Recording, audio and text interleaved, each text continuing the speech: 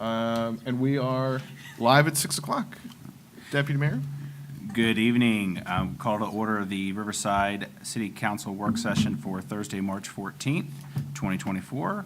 Let's start with the Pledge of Allegiance. I pledge allegiance to the flag of the United States of America and to the republic for which it stands, one nation, under God, indivisible, with liberty and justice for all.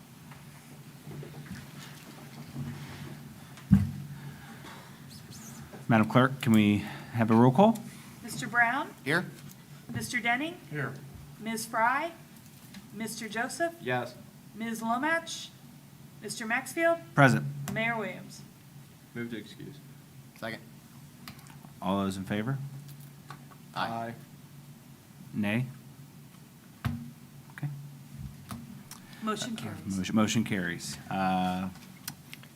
City Manager, do we have any additions or corrections to the agenda? Only one item, Mr. Deputy Mayor. Ms. Henthorn, who was scheduled to present today prior to the bulk of the meeting, sends her regrets. They had some high winds this afternoon at Airway Shopping Center that impacted one of the signs out there.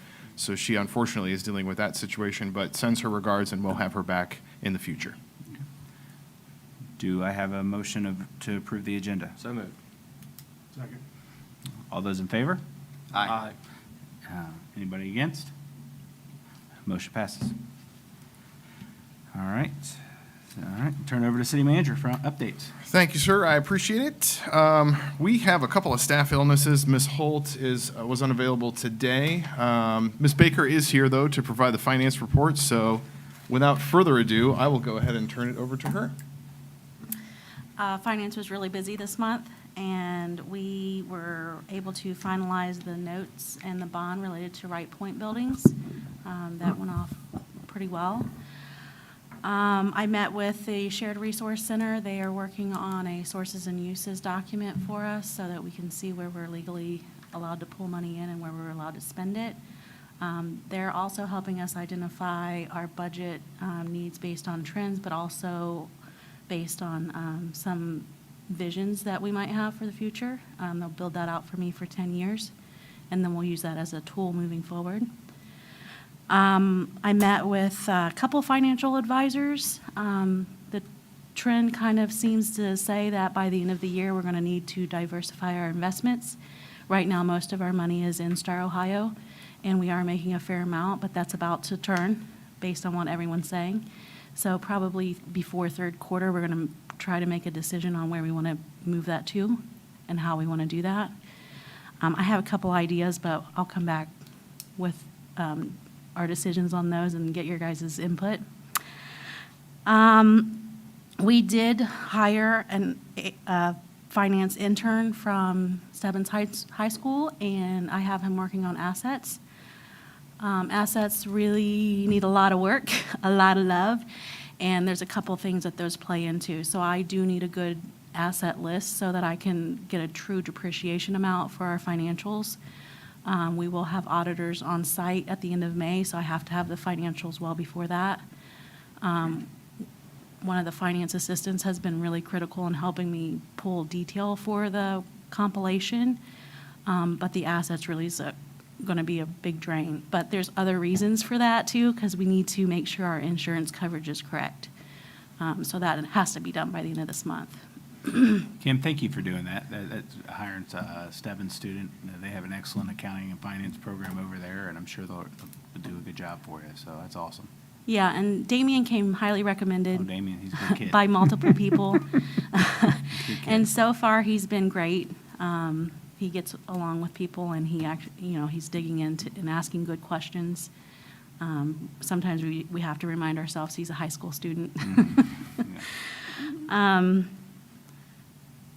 Really, a whole lot of our time has gone towards these financial documents that we need to get over to Julian and Group for our compilation.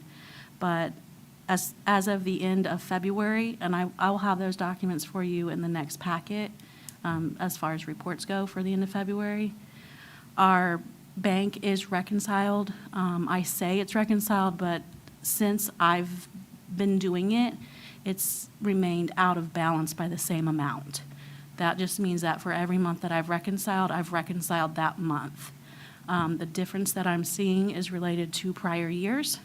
So at some point, I am going to have to come and ask for permission to write off this difference. And right now, that looks like it would be additional revenue on our books. So to me, that's not a huge impact because I'm not saying that we've lost money. I'm saying that somewhere along the line, we haven't recorded monies that have come into our bank. Our bank has more money than my books have. Not necessarily a good problem to have because you always want to be completely reconciled, but it's better than the alternative.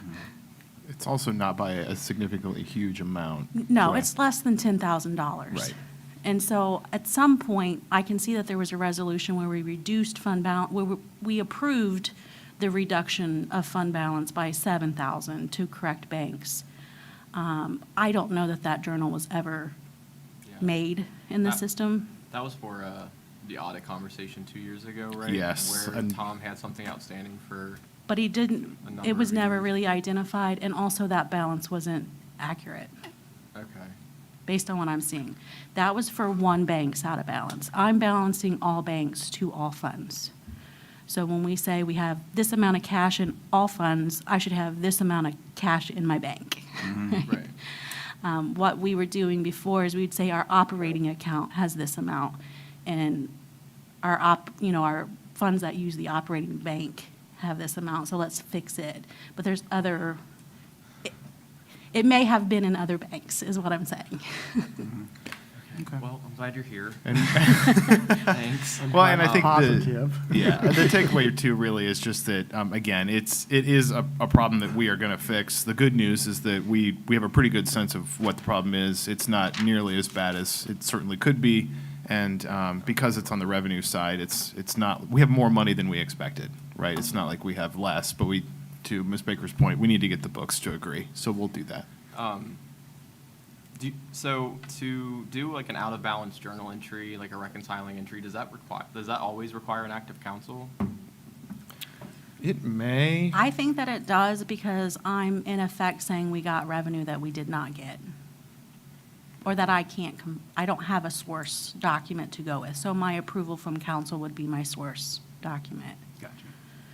I know Josh doesn't like me to speculate, but I really feel like this has to do with the HRA account, which was a health reimbursement. right. I think that there were some deposits into that account that maybe didn't get recorded. Yeah, That's my thought on it.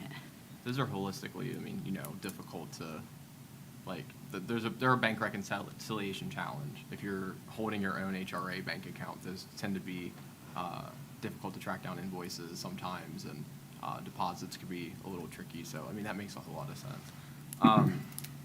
So are you saying for the asset list that you're working on, is this something that, like, you're finding issues with what's been previously audited against for our fixed asset lists?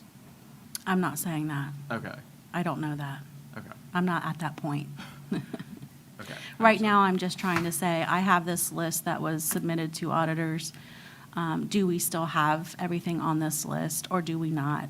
And that's going to take a lot of hands-on, where we're talking to the departments themselves and maybe physically looking at the assets. Also, a big part of that is identifying the conditions so that we know if we need a replacement plan. The biggest part for me this month is actually figuring out what we have insured versus what we actually need insured. So far, Damien has identified 2 vehicles that are insured that we had approval to dispose of, so.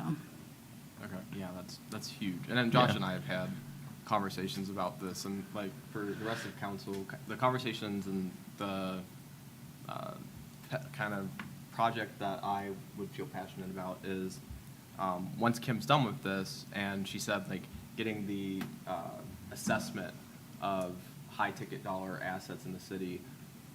If you think back to a couple of months ago, where the city had to buy a new backhoe, and it was kind of sprung all of a sudden. It was a huge major expense, like $100,000+, and I've never heard of it before. Granted, being a new member of council, I'm not sure the other members of council has heard that, like, hey, this backhoe needs to be replaced.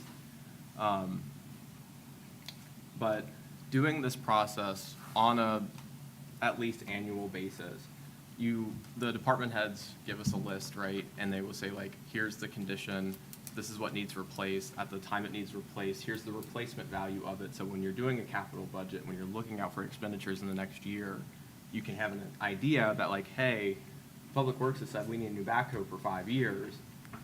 How much longer can we Band-Aid this along before we're gonna have to think about paying another $100,000 for something, or a fire truck, or an ambulance, or any piece of equipment? So this is stuff that I consult for and I advocate for like really, really heavily. I've seen the impact that it's made on cities and counties' ability to do capital budgeting. So thank you for all the hard work on that, and I'm excited to see that kind of add another layer to our budgeting process. Me too. The end result will be us getting our true assets into our accounting program so that next year, the department heads will be able to evaluate their own asset list. And then eventually we'll be able to use another investment that the city's made recently, the ClearGov product, where the department heads would be able to help forecast capital needs. So this all plays together. It's just a huge project that takes time. Yeah, just for like council's sake, this is like, in some organizations, can be a multi-year project. Yeah. So I just, anticipate it'll be similar for us, honestly. Like, the first step is just getting the list together, and then we'll update. We'll update from there. Okay. So, Yeah, we're just going to dwindle away at what we see. yep. Yeah. Keep working the problem. Yep. So, So at the end of February, we had a cash balance of approximately 14.5. We had expenses through 2/29 that were 3.75 million. We have encumbrances, which are commitments to pay for product, of approximately 6.18 million. And we've had revenue through the end of February of approximately 3 million.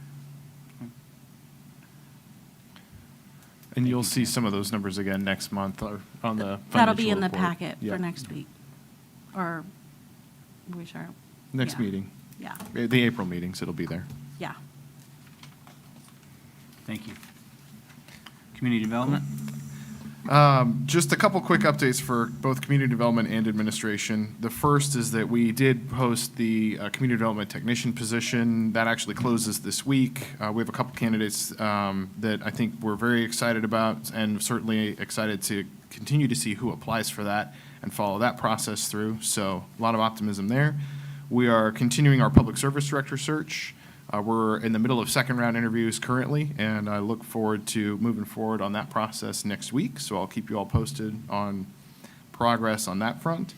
And folks may have seen, but in case they haven't, last week, Congressman Turner's office was instrumental in securing some funding for the city of Riverside, particularly for the corridor just outside the doors here between Springfield Street and Airway. It was about $1.5 million that Congress approved and the president signed in the appropriations bills last week. We are certainly very grateful for that support. And I just want to be sure that we emphasize that we're going to put that money to use fairly quickly. We're going to be able to build on the Safe Streets for All project that we're doing this year, use those funds to get to full design on the corridor out front here, fix the wall, address all the other issues that come out of the process later on this year. And so we are well on our way to having an actual cost for what it's going to take to redo the corridor out there and then go compete for more money to get it built. So just wanted to, again, to acknowledge the support of our congressional delegation, in particular Congressman Turner, and all the progress that this is going to let us make, bringing our land use plan to life and helping the region and the base. So Can you guess an estimated ETA when you think we might actually get to construction out there? I don't. In a perfect I world. will say we are going to move as quickly as possible. Yeah.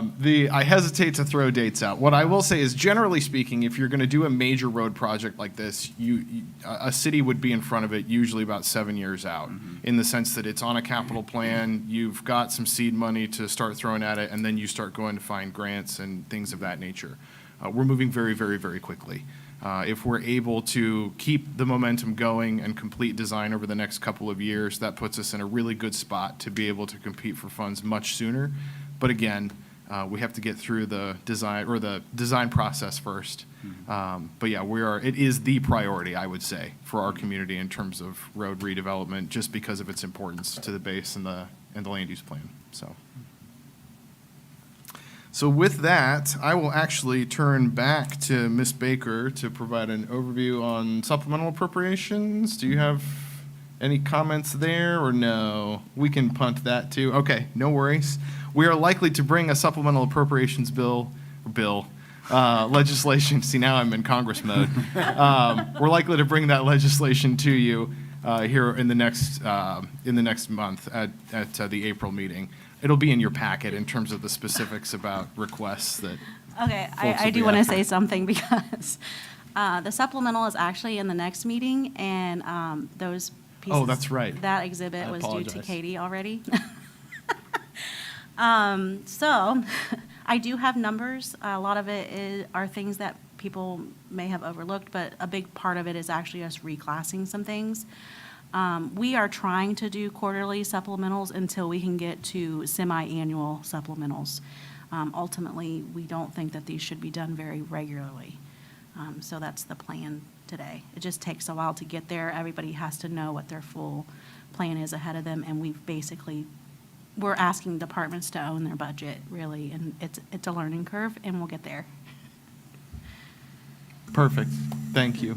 And the specifics will be itemized in your packet, so just so that's on your radar. The Springfield Street TIF is next. Let me flip our screen.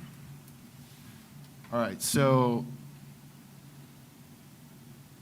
let me go ahead and flip into presentation mode here. Okay, so you'll recall about a month ago, we spent some time talking about TIF districts and potentially establishing some TIF districts to get ahead of development along key corridors. Given the announcement, all the funding from Congress that's coming, all the momentum we have along Springfield Street, our position with these buildings and with the center of flight, I think in staff's view, the best place to start would be in the Springfield Street area if we're going to move forward with establishing a TIF district. So just a quick refresher here. So what a TIF district does is it takes any extra property tax that comes in from new development and allows those proceeds or a portion of those property taxes, new property taxes, to be diverted into a fund that the city would own or control and that can be used for public improvement purposes. So think streets, roads, infrastructure, those sorts of things.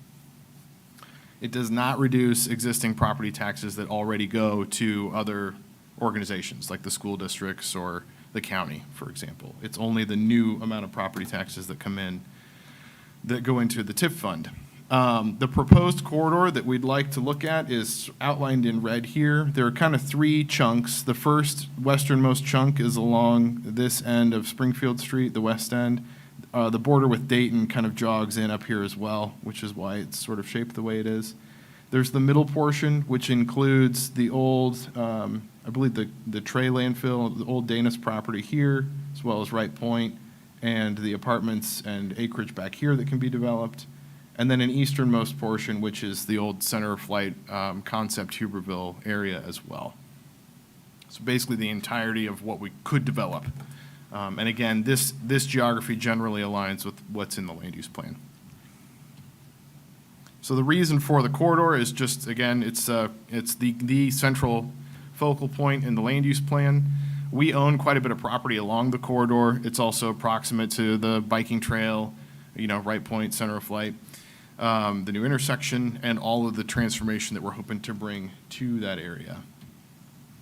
So what we're proposing is to establish a TIF district in that geography that would be a 75% TIF over a 10-year term that we could then accumulate funds in to assist with roadway reconstruction, other redevelopment efforts.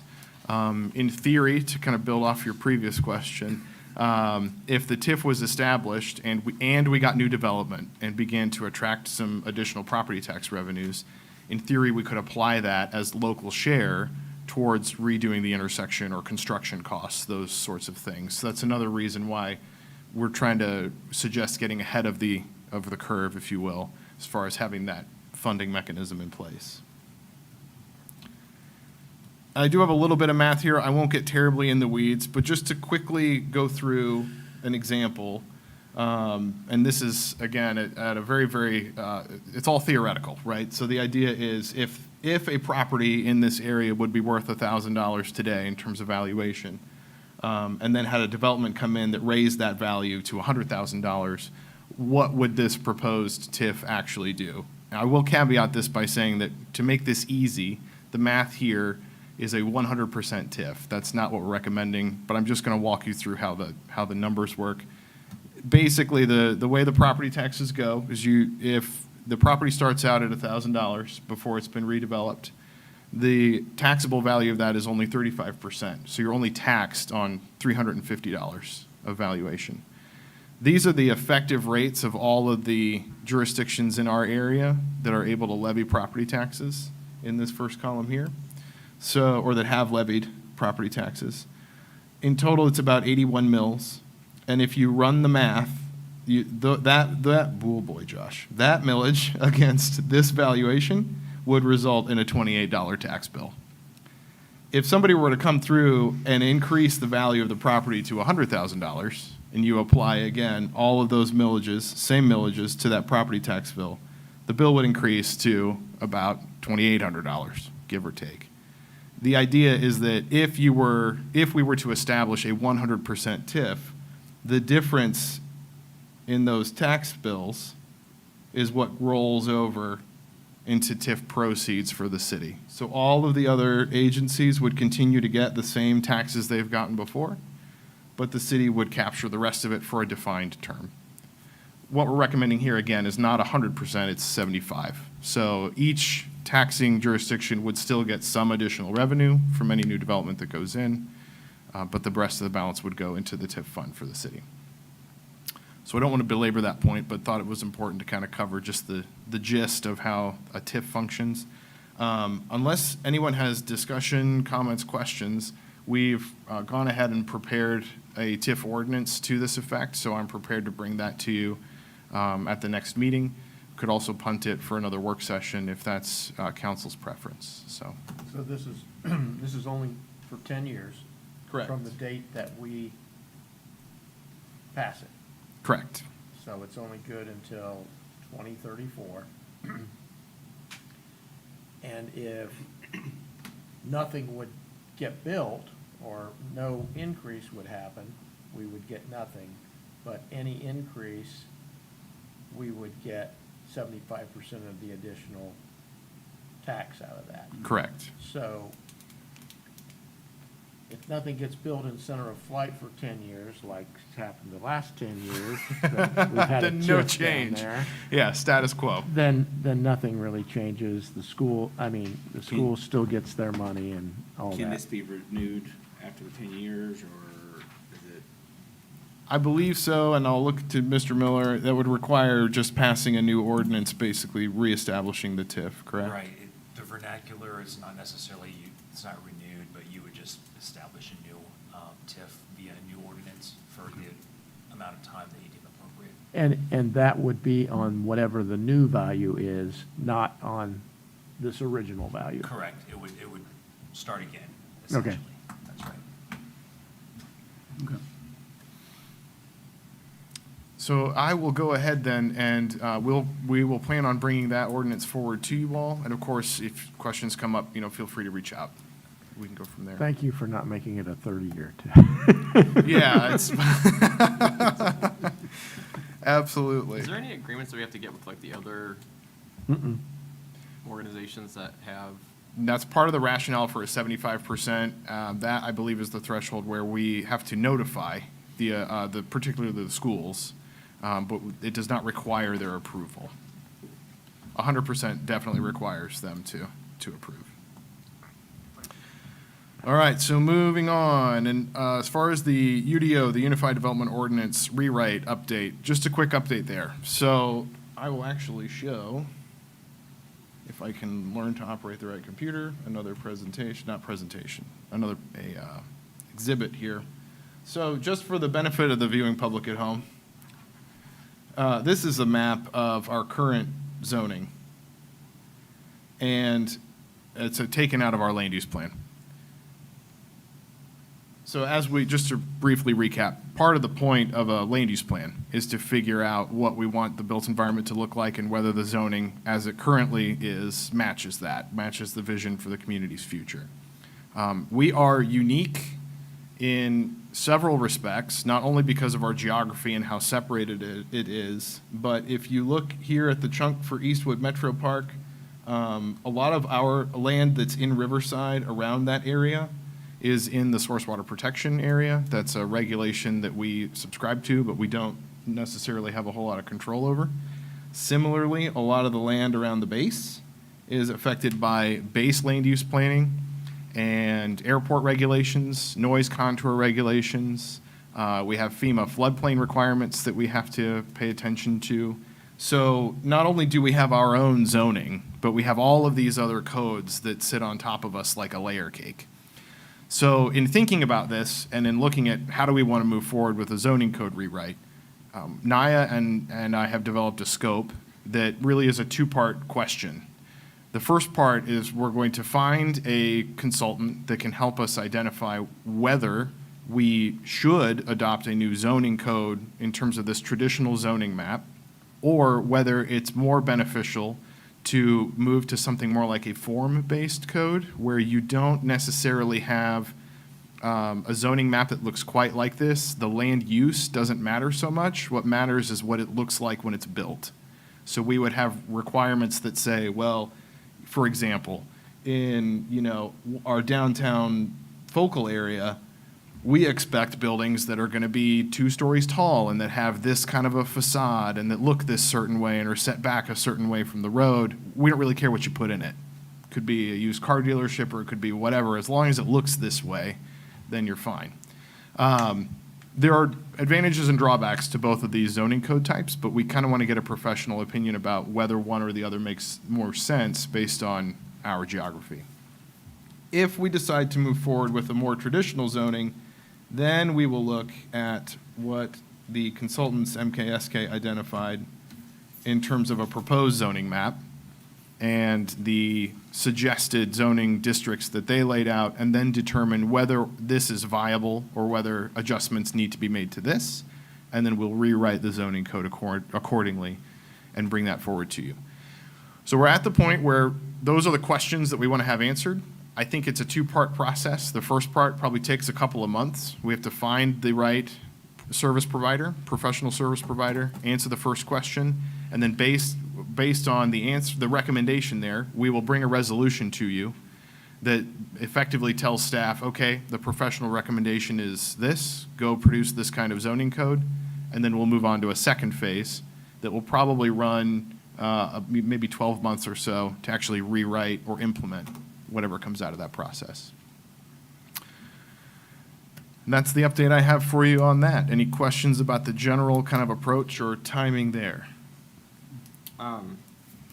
Would this be done by December? It's not likely to be done by December of this year. I think we're likely to definitely have the answer to the first question and then to have a good head start on a potential rewrite or the ultimate rewrite of the code. We will certainly run the current timeline by the consultants that we're talking to and try to get a more firm idea about how long they think it will take to achieve this. So how does that butt up with the moratorium that we have? Because that was kind of, if I'm not mistaken, like that was in place so we could like have it for when we redo the zoning code. Right. It's the moratorium kind of creates that buffer in the built environment for us to look at and answer these questions. So I think what we'll do is let the process play out for a few more months and then figure out whether or not an extension to the moratorium is warranted. But it really just depends on how quickly we can get some of these questions answered and how fast our consultants are able to move on it. So. Okay. And then with that, with the new zoning laws, like the new zoning code that we've passed, so those businesses that we outlined in the moratorium, would those businesses be looked at, and whether it be a form-based code or a traditional zoning plan, that like if we have certain areas in the city that we don't want, like, I mean, obviously we change, because like right now, storage facilities are listed as industrial, right? So like looking at different businesses in those types of categories and like are we able to define like what a car wash falls into, what an oil change place falls into? Yep. To try to put ourselves in a situation where we can be more deliberate about like where's our strategic like streets, and then what types of businesses would make the most sense along a stretch. Yeah, that's exactly what happens through this process. So especially if we go with another traditional zoning, the entirety of the process is about what kinds of districts do we want and what kinds of uses do we want inside those zoning districts. And then we look at individual uses like that and make informed decisions about where to put them that aligns with the land use plan.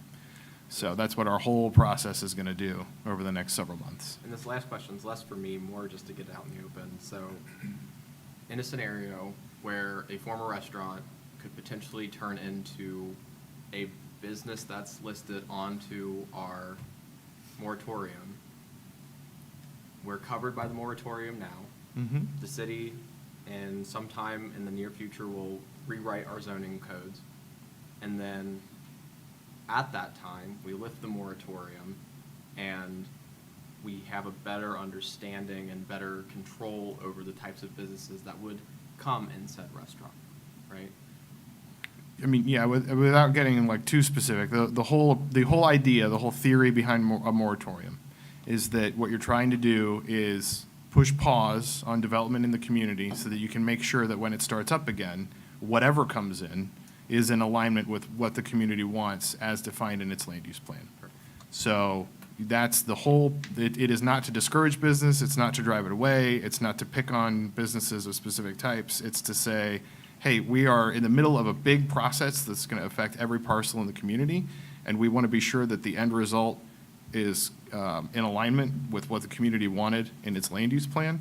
So it's a temporary measure to make sure that once all that gets ironed out, we can treat people equitably and treat their zoning requests in a way that conforms with that new plan.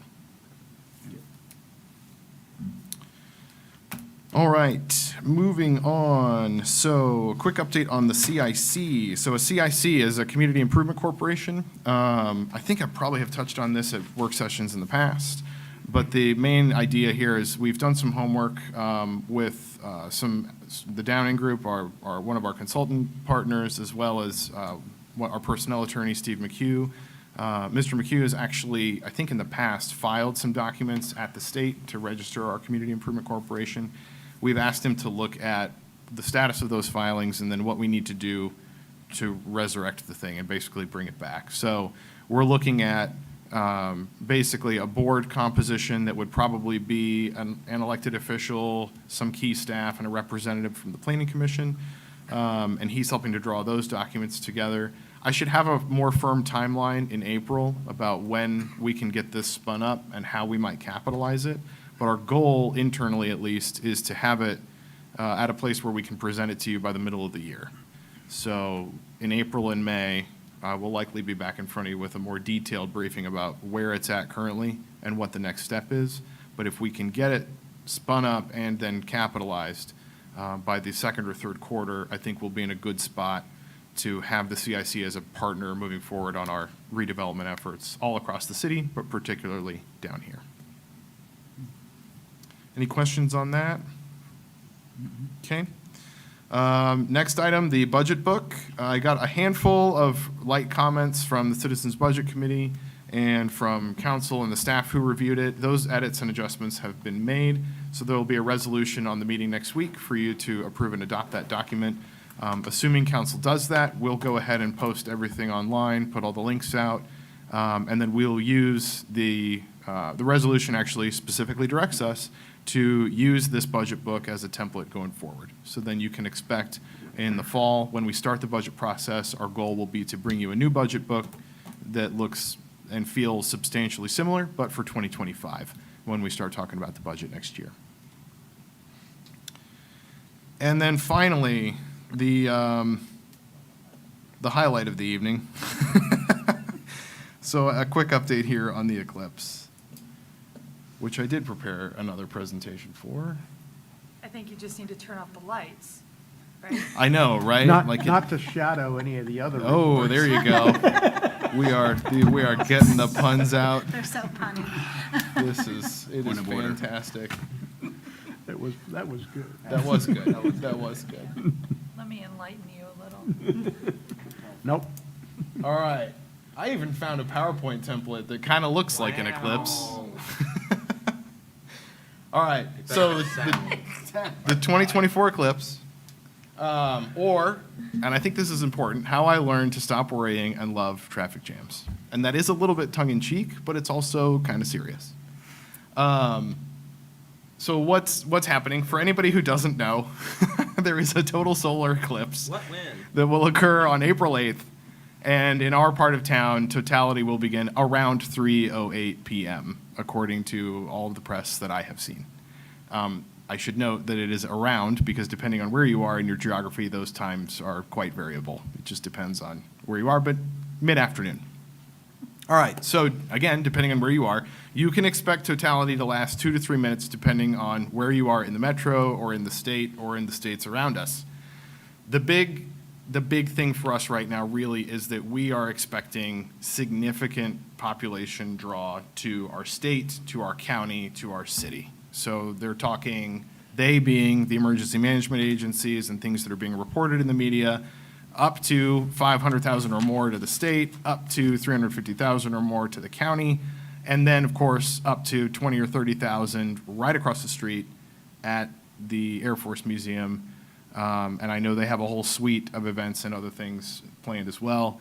I will add just for the record, that 20 to 30,000 people across the street at Springfield Street is our entire population concentrated in a very small area on top of everybody that's already in the community. So it's a lot of people. So what to expect? You should expect delays. Again, it's the projections are up to 13 hours or even more of gridlock due to highway congestion. Anecdotally, what I'll tell you is I was in Nashville in 2017 for the total eclipse down there. I was fortunate enough that we were on a family farm. We were far away from everything. We did have friends who tried to drive down. Their drive turned from a 6-hour drive into about a 13-hour drive. Other parts of the Nashville metro had gridlock for 12 to 24 hours, depending on where you were, because of the draw that it brought to the Nashville metro region, right? It was great weather, and everybody and their brother decided to show up to watch this thing. Our roads are not designed to handle that. So what will happen is everybody will come here, and everybody will have a terrible time trying to leave. So just get ready for that. It's likely to happen. My suggestion at this point is if you're out in the community, treat it like a bad weather event. Treat it like we're going to have a blizzard. You know, it wouldn't hurt to go fill up your car the week before. It wouldn't hurt to buy food the week before. Because people are gonna trickle in, you know, leading up to this, and it is on a Monday, so you can imagine over the weekend, I imagine folks will start showing up Friday, Saturday, Sunday, in anticipation of this. If you are leaving, so if you are not going to be in Riverside, you're gonna go somewhere else to watch the eclipse, I would say give yourself an extra day to get home, at least, depending on where you go and how congested they are, and then what you might be walking into when you come back. You could hit a fairly substantial traffic jam. And internally, we are trying to make sure we are on the same page about making sure that our next wave of first responders can actually get to work, because we expect that might be a challenge for some folks. So the bottom line is expect all the roads to be really congested and fairly difficult to navigate. Are we going to communicate this out Yes, to social media and all that good stuff? yes, this is the prelude to that. The good All part right. is schools are not in session that day. Correct. Closures. Closures are the other thing to expect. So we will close roads and lanes probably as needed to manage traffic, and Mr. Miller will shortly provide some commentary on that. I intend to close the parks the weekend before, in part because if everybody is going to show up from out of town and they're all bringing their RVs and whatever else, and we don't have running water or sanitary facilities aside from a few porta-johns in our parks, the last thing we want is everybody deciding to squat there for the weekend and creating a lot of mess and challenge. So we, of course, will open the parks day of, but we are going to do our best to buffer our infrastructure so that it's still safe for people when Monday rolls around. Many schools and businesses are closed. I'll be talking with the department heads next week about what we intend to do with city facilities. I will tell you that it's all hands on deck for police, fire, and service. And Ms. Llewellyn actually will be at Shellabarger Park for most of the day. I'll be riding a bike into work and bringing a pillow, Sounds the like day you might be before, camping at because Shellabarger. we'll just see what I happens. live right by Shellabarger, because the city has partnered with Dayton Metro to have an event there. So do prepare ahead of time, not the day before. Plan where you'll be and how you're going to get there. Do be ready for traffic. Be ready to be significantly delayed if you're coming and going. And I should stress that we have a lot of road projects that are ongoing in our community. ODOT is going to do their very best to get out of the way. We tried to lean on them to get them to open the Woodman 35 bridge ramp early. I don't know that that will be possible. If it does, we will sure welcome it, but it might not be safe. So at any rate, there will be a lot of construction going on. We're going to have a lot of temporary signs up trying to keep people away actually from the south end of Woodman and push them out towards 675 off of Airway. That's the tentative plan, is get folks to the biggest highways as fast as possible. But be prepared to change your plans if the roads are not cooperating with you. I saw also reported in I think it was the Dayton Daily, had a great news or a great article recently about be prepared to use a paper map, because you think about how much cell phone tower service is going to be taxed when you have that many people in one location. So you might Who knows not. how to read those? Well, right, I know, right? They made A paper what? maps. A AAA What's what? a paper map? Yeah. Keep an eye out for cyclists and pedestrians. So a It's lot of something you folks. pull out. A lot of folks are going to use alternate transportation. It's called MapQuest. Yeah, well, you can still print a MapQuest. But most importantly, be patient. And that was the point of this article that I read today too, which was patience is an asset, and we're all going to need it, because as circumstances change, I'm sure the situation on the ground will change. There are no firm plans, and I guess I'll say organized chaos is kind of the order of the day. We're going to manage as best we can with whatever happens. At the same time, don't congregate on the shoulders of the roads or in other areas that we've designated to be prohibited. I don't, again, have a firm sense of where that will be. The parks are definitely one area. We're going to talk next week among the department heads about basically refining our plan, and we will communicate that once all that's out. Again, don't rely on electronics or the internet just because of cell phone coverage. Don't drive distracted. It's especially important in bumper-to-bumper traffic. Don't call 911 because there's a traffic jam, because the entire county is likely to be a traffic jam if the weather's really good and everybody decides to show up here. And just use some common sense. Don't put yourself in an unsafe situation or other folks in an unsafe situation. And again, I don't mean to try to inspire, fear, panic, anything like that. I think this is, folks aren't wrong. When we talk about how this is a once-in-a-lifetime event, it is. It's not the kind of once-in-a-lifetime event that's worth, losing your life over or having a significant accident over. A lot of folks are going to probably be here and be very interested in what's going on up in the sky. Having seen it in 2017, I'll tell you it's pretty cool. I look forward to seeing it again and for all of us to be as safe as possible.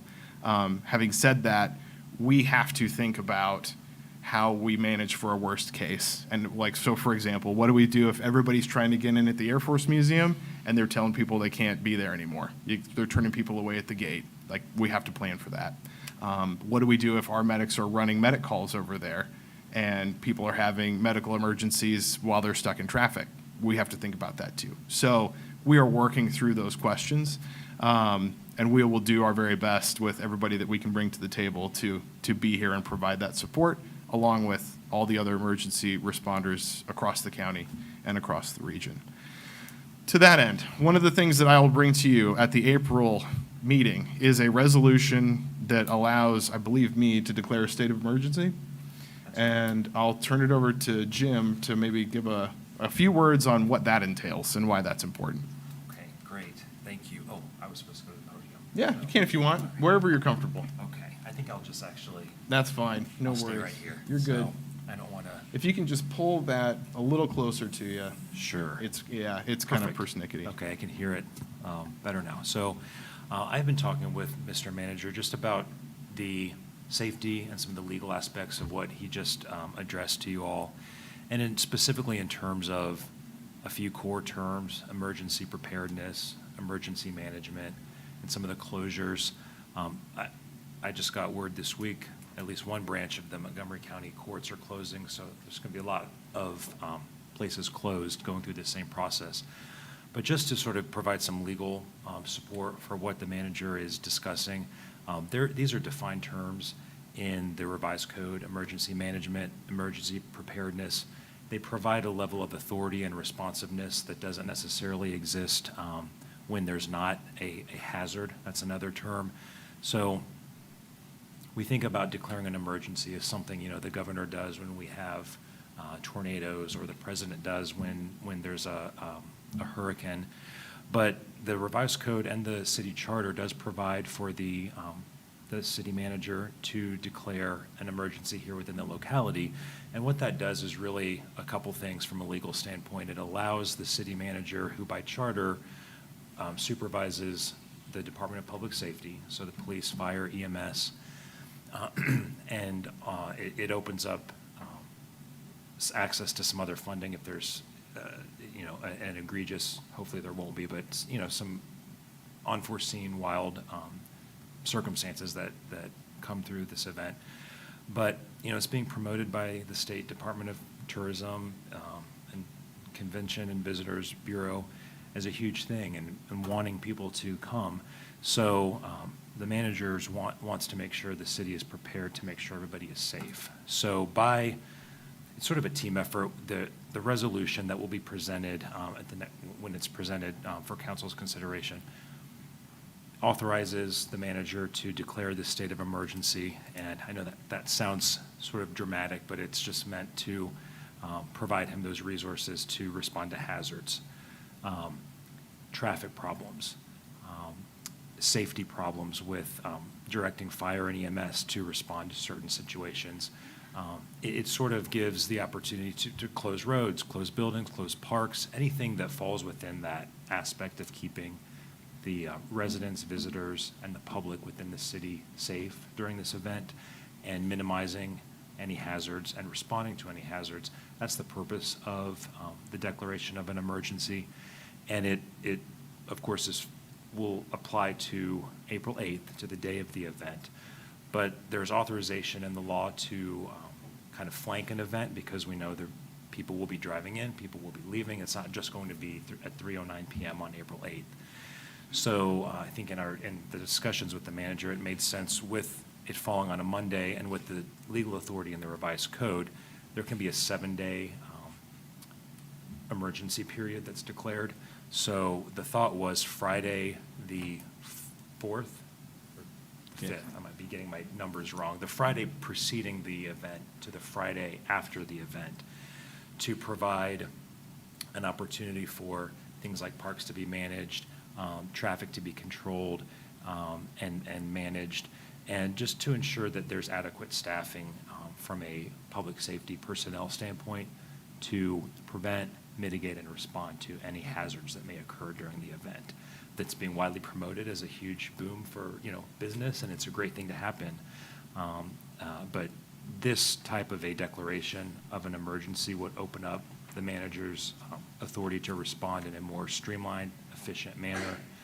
Again, it's an executive act, so the resolution that will be brought to council will simply be an authorization for the manager to exercise that authority that's granted to him in the charter and the relevant state law provisions. But it shows that joint collaborative effort that council is recognizing that this is a significant event, and providing the manager with the authority to exercise all the safety precautionary measures, preparedness measures, and response measures that are available.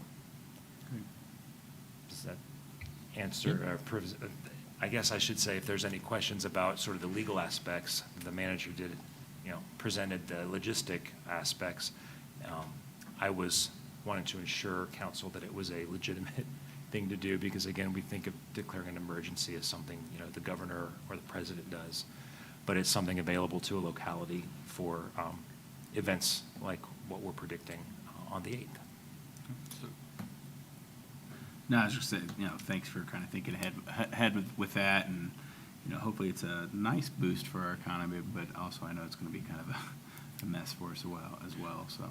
Yeah, and just to be ultra clear, like we don't intend on doing anything that's going to, unduly disrupt business or anything else. I think from where we sit right now, it is much more about how do we protect our parks, how do we make sure the roads are protected, and that we don't have people peeling off in the shoulder, with their rear axle hanging out, watching the sky while we're trying to run medics through, that kind of stuff. And so it just gives us that flexibility to. I would assume we're going to put some things in place to try to think about our police and fire as far as the stress that's going to be on them during that time too. Yep. Some things, okay. Yep, good. chiefs and I are talking, Okay. and majors and battalion chiefs as well. So, yes, we have, And we have. Public Works. Yes, yeah, absolutely. And I'll be here that day too. I've already told everybody, I'll have my yellow vest on, and if I need to go block a road in the Equinox, I will. I'll take the city admin car and we'll go however we need to flex it. It's all hands on deck while we're here, so. So with the specific text of the resolution, the city charter gives the city manager the permission to declare a state of emergency. So Right. this is more ceremonial in nature than it's a council, condoning the action that, hey, a state of emergency might be declared by the city manager if he if he needs to declare that for this specific time period. Council is saying from the 7 days interlocking this event, we're double okay with him Right. doing this. So it's not going to change anything. It's just like a motion of support to the city manager. Stamp of approval. Yeah. From a legal standpoint, that's exactly right. The charter and the revised code provides the manager that authority, but the legislative sort of imprimatur to sort of bless that or grant it or sort of show that joint effort is the reason behind the proposed resolution. That's correct. Thank you. And have we has the base reached out? Yes, we're in communication with the base on a few different levels. So I know fire and police have had their own contacts that they've been working with over there. And that's actually, I know some of those conversations were even happening this week. That's why we are all internally going to meet again next week just to debrief on how those conversations are going. Having said that, what I'll say is that, the best laid plans, right? So the whole goal of this effort is to be sure we are in a position to be as flexible as possible, regardless of what happens. So our thought process is just to think through, what happens if, and then develop a response to that. One of the things that is relatively firm about our approach is that we're trying to be very sensitive because our geography is so cut up. Like we have Eastwood in the middle of everything too. We're likely to have sort of a northern command center, if you will, that can deal with everything on the northern side, as well as a southern command center that can deal with everything on the south side. And that way, if Route 4 backs up, the bridges back up, we don't have ambulances that are stuck trying to get across, Eastwood and the bridge over there, since that's like the one way through. We're going to try to build redundancy in so that we're able to flex and react where we're needed. And my understanding, I think I read that the museum is actually starting events at like 10 o'clock in the morning, and things will be going on all day. Mm-hmm.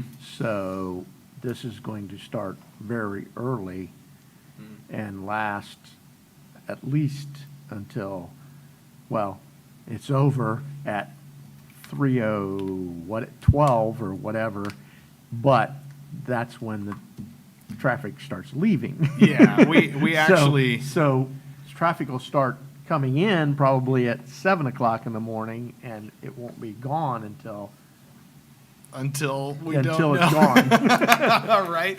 Well, and incidentally, I will say, again, I hesitate to speculate, but one of the things that could happen is if that event at the base draws a whole lot of folks and they end up trying to limit it, our first challenge is going to be if people haven't heard that and they're showing up trying to get in, Where just do we pushing stop them and turn them around? Right, trying to push traffic, and we will certainly have a plan to deal with that.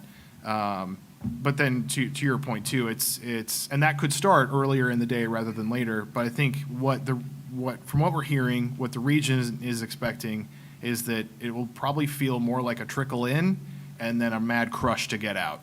And that is why the late afternoon hours, I think, are where we are, for now, expecting the bulk of the resource need to be, so. Is there anything we can do? Uh, My ADHD, I'm gonna take the day off work. I don't think I'm gonna be able to focus. Yeah, I mean, My internet will aside go from the down. things we talked about, actually what we'll do is, part of our planned approach here will be to build a communications plan. We'll make sure that you all have copies of it, and it'll just be about getting the word out as far and wide, once we finalize some of these details, so. And I've told you, I've told you personally, if you need extra volunteers, I think I can find some. Yes, But and I need to know that well ahead. right. So- I am gonna run that by folks when we meet, and then I'll let you know kind of what that'll look like, Do so. you need me Okay. to trade the polo in for a yellow vest and wear a little lightsaber? around? Right, like a light up Well, cone. and my point is, I have a lot of that equipment because I use it for haunted house. So, Right. You know. Yep. We can make it work. Cool. We will be in touch. All right. So the only other thing I have for city manager update is just that there is some material in the packet going out tomorrow about county 911 service final plan. Just to set the table for everybody, that has no direct impact on our relationship with Huber Heights for dispatch. What that is that due to recent state legislative changes, the county has a 911 dispatch center planning committee. We are not a voting member of that committee, but the state requires every municipality in the county to approve the plan that that committee produces. Basically, what that plan is a list of all the dispatch centers, a little bit about how they're staffed, who they cover, whether they're going to do next-gen 911. It's kind of an overview of 911 services in the county. The resolution that will come to you next week is just saying, yes, we have seen and received this plan, even though we didn't, have a vote in establishing it, basically. But that's a state thing, that almost a housekeeping measure. So that will be in your packet. They would like us to have that approved by April 1, which is why it's coming to you next week. So at any rate, if questions pop up on that, let me know. And just a couple of quick notes. I did want to thank both the police and the fire departments. I had the privilege of going to roll call for those departments this week on Monday, Tuesday, and Wednesday morning. It was great to see everybody. I honestly, genuinely enjoyed it. It was awesome because just getting there when folks are coming off shift, going on, being able to just build that rapport, share a little bit about our land use plan and our budget. I really had a great time. I look forward to doing more of that in the future, and ideally some ride-alongs. And of course, I'll be out in the trenches on April 8th with everybody else too, so it will definitely be an adventure. But wanted to thank everybody for their attention and their patience, and while I was out there as well. So, and I don't know, there's a Ohio 250. Do you want to touch on that? Yeah, so was in DC for the week with the NLC Congressional City Conference. A council member from Youngstown, Ohio, is on the board of Ohio 250. Ohio 250 is a bipartisan resolution that was passed in the State House that commemorates, or is a planning committee with all the municipalities in the state of Ohio to commemorate our country's 250th anniversary or birthday. They have a templated resolution that I sent out to the city manager that I would love for council to consider adopting at a future meeting. Essentially, it shows our support, just like in ceremonial nature, right? And it is something that we could think about too, as a city. Is there something that we can do with Ohio 250 to celebrate our country's 250th birthday? Is there an event that we could do, a festival, a party, some type of community engagement? Kind of the benefit of this resolution, passing this resolution, is we also could kind of follow that back up by going to that committee and asking for grant funding. The state has allocated a number of dollars to different programs or community events. So, I mean, the funding's listed on their website. I can send you all the link to where all the information is with that. But in a sense, I would love for the city to have a little bit of engagement around our country's 250th birthday. And is there a time constraint on when that has to be passed at all? Okay. No. I mean, this is a multi-year effort. Right. I mean, the 250th birthday is until 2026. Okay. So it's just a series of events that are going to be taking place over the next 2 years. So what I'll plan on doing is listing that for a discussion at a future work session, and then we can, we'll make sure everybody gets a copy of the resolution, and then we'll have that conversation here in the coming months. Sounds good. So, Well, point is, 1921 was when the city was chartered by the state. So that would make 2026 our 105th birthday of the city, oh, well, the village, right? of the village. Right. Well, of the village, Yeah, yes. yeah. But if it wasn't for the village, we wouldn't have the city. Correct. So, Yep. you know, so the Lot of point parallels. is, it could be, we could make it into a double thing. Sure. And tie it all together. Cool. Well, I'll get it listed on a work session here in the next couple of months, and we'll have a go. But that's all I had as far as city manager updates go. If we do something next year, we could celebrate the city's 30th birthday. No, it's not the city's 30th birthday. It is when we became a city. It's the 30th anniversary of our merger, but the village was incorporated in 1921. So Riverside was incorporated in 1921.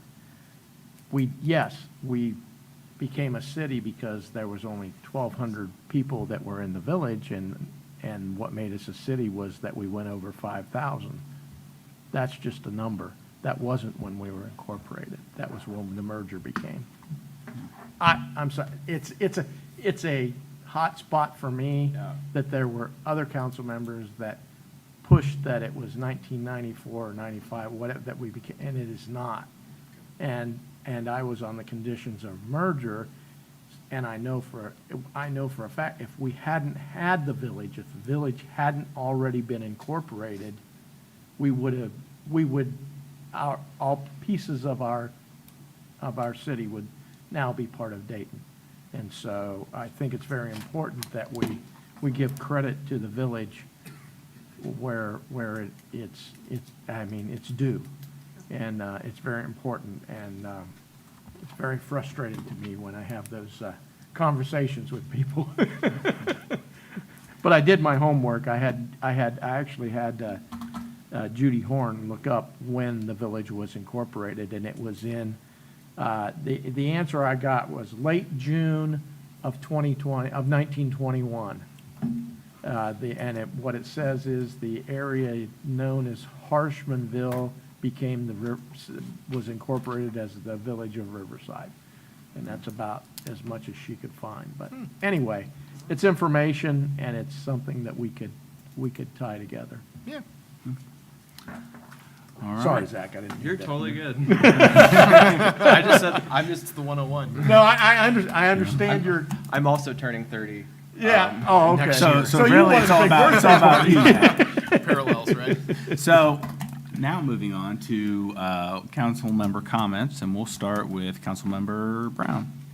Nothing really, except I just wanted to say thank you to Josh for the eclipse preparedness, and just doing a quick look on the Choice Hotels for that Comfort Suites right by the Air Force Base. They are, sold out from the 7th.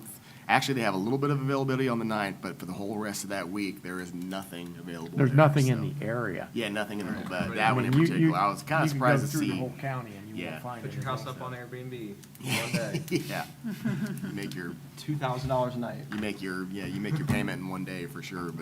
But thank you for that, and nothing else from me. Okay, I'll follow back up with some other stuff from the trip to DC. It was really neat to go, connected with a few other elected officials, city staff from the state of Ohio. Had a short but really heartwarming conversation with the Secretary of Transportation, Pete Buttigieg. Talked a little bit about our infrastructure projects that we have going on here in the city. jokingly invited him to come out. We'll see if that ever happens. I'll reach back out to his staff, I'm sure. That was really nice to get to meet him. There's a lot of, we're not alone as a city with big infrastructure projects coming along. And I mean, with the right planning, with the right staff, with the right grants being written, federal dollars are obtainable, and they can make a significant impact in the community that we serve. So I'm excited to hear, this is moves at the pace of government, right? So the first 18, 24 months of the planning, we can kind of build back up our favors over the next 2 years, and then Josh and the city can kind of go back out and say like, hey, remember us? Here, we need a lot more because we actually did the plan that you paid for. Now we want to actually make it happen. So thank you, Josh, for all the work that you've done on that. Was that your vision? Like that came up in your head to like redesign the corridor? Where'd that come from? No, I mean, I can't take full credit for that. I mean, honestly, it's just trying to capitalize on opportunities, because we already had irons in the fire on Woodman redesign for down near the bridge, Woodman Phase 1. That project will sell next February, and then we, of course, were dealing with all the problems out here. And it was really just conversations, honestly, with Ms. Bartlett, with the TID, with our engineers, with everybody else, and us, just a real team effort to try to find a way to bridge the gap. And the stars aligning with the infrastructure bill and the opportunity there. But I am excited that we're at a point where we can really do some community engagement this year, too, to get some feedback on what folks actually want and capitalize on the opportunity to really set the tone for that corridor for the next couple decades. So. And we're the first city getting that like initial round of funding, right? Yeah, we were part of the first round that was awarded, and we had the highest award for a planning grant in the state of Ohio. So it was $700,000, yep. And to that point, the delegation that I was with was able to meet with Representative Turner and his staff, just bringing up Riverside, he obviously knew because he was directly involved with that. I thanked him for working with us, and then we met with Sherrod Brown, J.D. Vance, and I seen Sherrod. He asked me where I was from. I said, Riverside, and this is our state senator. And he said, Riverside, you got some exciting things going on there. So the work that we're doing has reached those levels and gives us that adequate recognition. So that was really, really cool to hear that. Other than that, Tuesday's primary election, so make sure you go out and vote. Our police levy's on the ballot. We definitely would, I would appreciate if the residents would support that. Also, last thing would be, we're looking for some bad weather tonight. And I'll coin a term from WHIO as be weather aware. And if you know you're a heavy sleeper, have some type of ability to wake up if you need to get to your safe space. If you know your family member's a heavy sleeper, have a plan that if you're woken up, that you're calling them, that you're trying to get them out of bed, that you're calling someone in their house to try to get them up. So if we have another situation where there's a tornado, that they can get to their safe space. I lived through the F5 back in 2019. My apartment was taken out. That's why I became a resident of the city of Riverside. And that's scary. So anything that you can do to make sure that your loved ones stay safe tonight, if it gets to that point, make sure you have a plan. That's all I have. Sure. I can keep going. I got up at 4:30 this morning. We can keep talking. No, I just want to thank Josh and Kim and everybody. You guys, I know you guys have been putting in a lot of work, a lot of hours, but it's really showing. And then, obviously, future thank you to Police, Fire, Public Works, because it's going to be a lot, it sounds like. So, so we do really appreciate that. So that's all I really have. I got nothing. All right. The meeting is adjourned at 7:09 p.m.